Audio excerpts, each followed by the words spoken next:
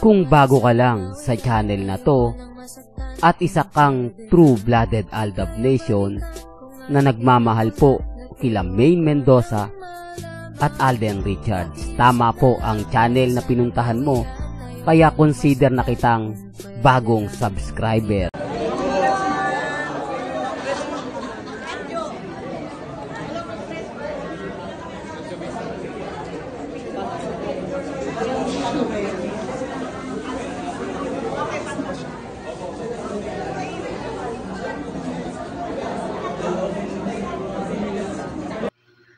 Welcome back mga ka-Aldab. Ito na naman po ang inyong lingkod, si Mr. Destiny, at pinapakita ko po sa video mga ka-Aldab na huwag nyo na pong hanapin ang wala. Alam naman po natin na hindi na nga po talaga magpapakita pa si Maine Polkerson dahil nasa US na nga po ito at nagbabakasyon. Kasama nga po niya magse-celebrate ng New Year at syempre ng birthday celebration si Richard Polkerson Jr.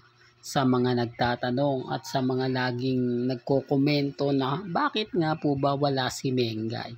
Bakit nga po ba hindi kasama si Mengay ni Congressman Arjo? Paano pong isasama?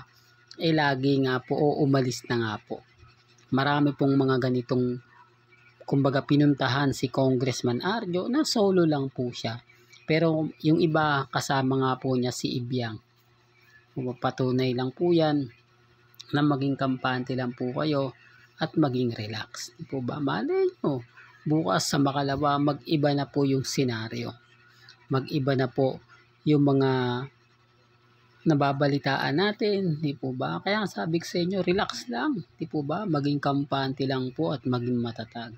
Alam naman po natin dahil ang pamilya Polkerson at pamilya Mendoza talaga naman pong 101% na nagkukublihan. Marami kasing komento na nasa Bulacan nga po raw si Mengay. Pero wala naman pong post si Maine na magpapatunay nga po na nasa Bulacan po siya. Pero hindi po ako namimilit. Sabi ko nga po sa inyo dito po sa channel ni Mr. Destiny, wala pong pilitan.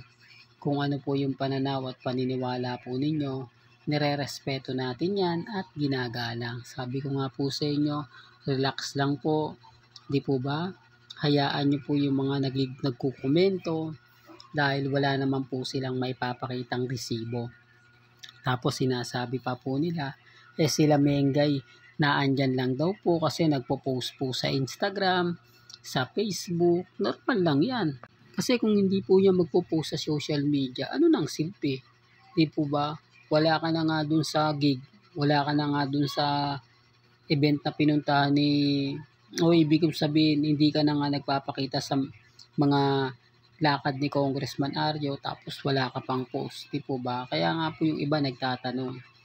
Nagtataka, lalo na nga po yung taga District 1. Bakit daw po never na nagsimbang gabi si Mengay nakasama po si Congressman Arjo? Paano nga pong gagawin yan? Busy nga po si Mengay. Di po ba? Busy po dahil papaalis na ng Amerika. Obsession na naman yan, Mr. Destiny. Alam mo, kaya ka nababash Kaya ka lagi na pag-iinitan dahil pinipilit mo na aalis si Mengay, pupunta ng ibang bansa.